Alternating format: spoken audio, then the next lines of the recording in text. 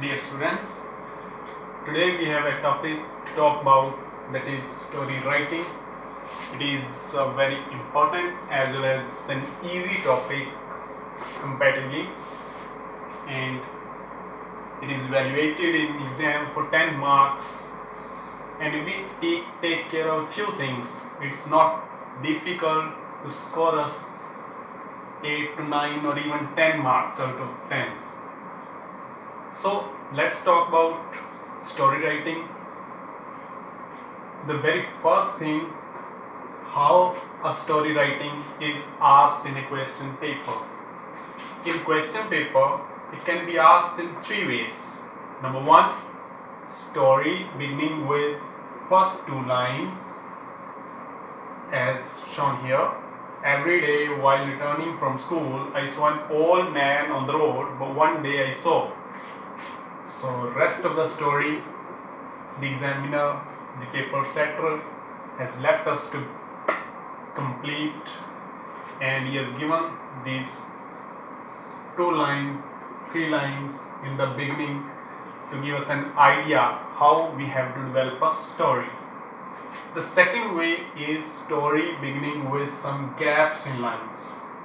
Here it is given, traveling in metro, then some gap is there, then tunnel, some gap is there, lights went out, and then some gap is here.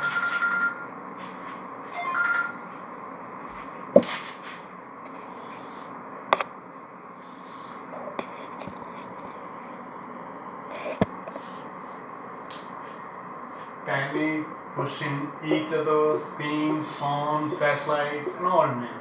So these words with some gaps in between spread around the full length of story.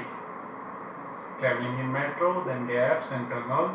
We have to spread these words around the full length of the story, and in the gaps we will add some lines from our end to make it a full story.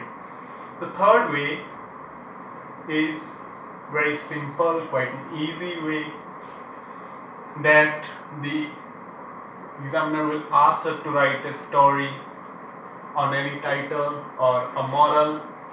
For example, write a story describing a railway journey which you are unable to forget, or it can even be on any moral, like write a story on the moral union is strength. So these are the three ways in which a question on story writing would be asked in the examination.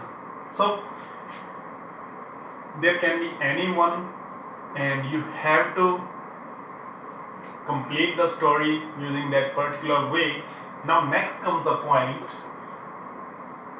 how we have to write a story, whether this is this kind of beginning,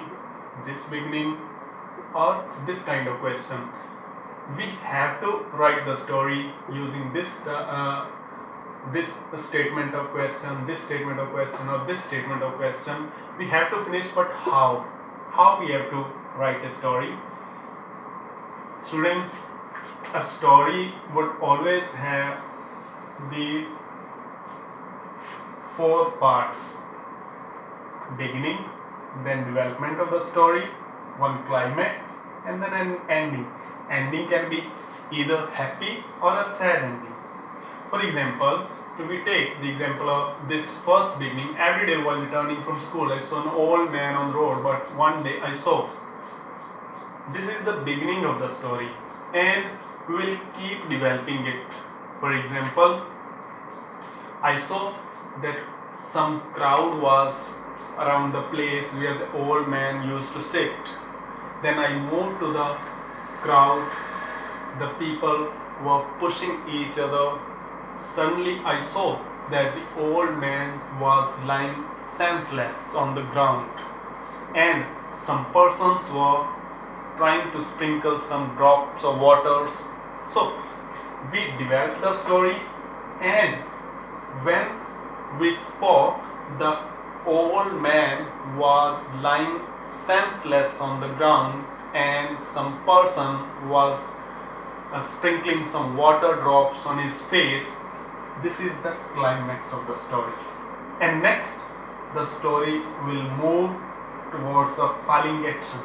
Falling action, like what happens next, what the crowd helped, how the crowd helped him get back to senses, or the old man died or survived. And this would take to the sad ending or happy ending. The following course of action will go like this. You may put a few questions around and keep giving answers to those questions to develop the course of the story.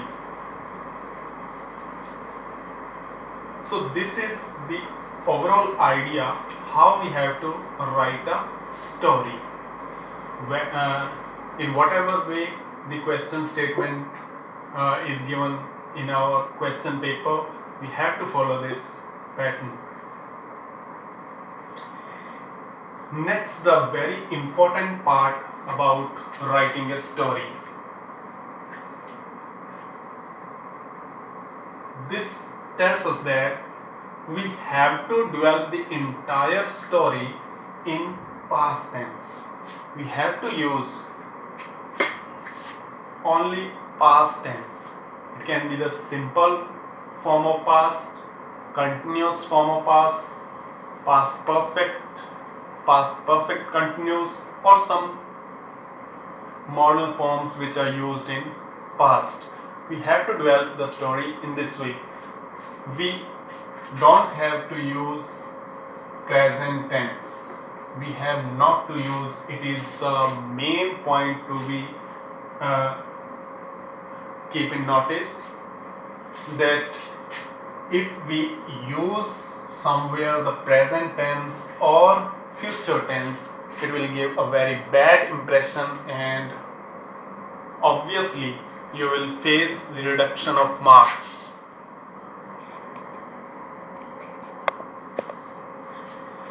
Some students do not understand simply by knowing that we need to use past tense and we do not use present tense while writing a story.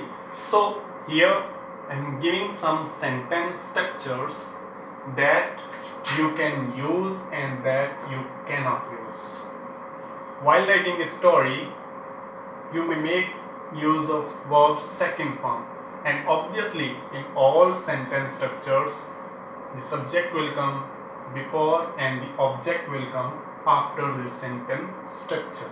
So you can use second form of verb, was verb plus V1 and ing, was verb plus directly an object, had followed up by an object, had plus V3, had been plus V1 ing, modals. In modals, you can use could, should, would, might, any one out of these, plus verb's first form.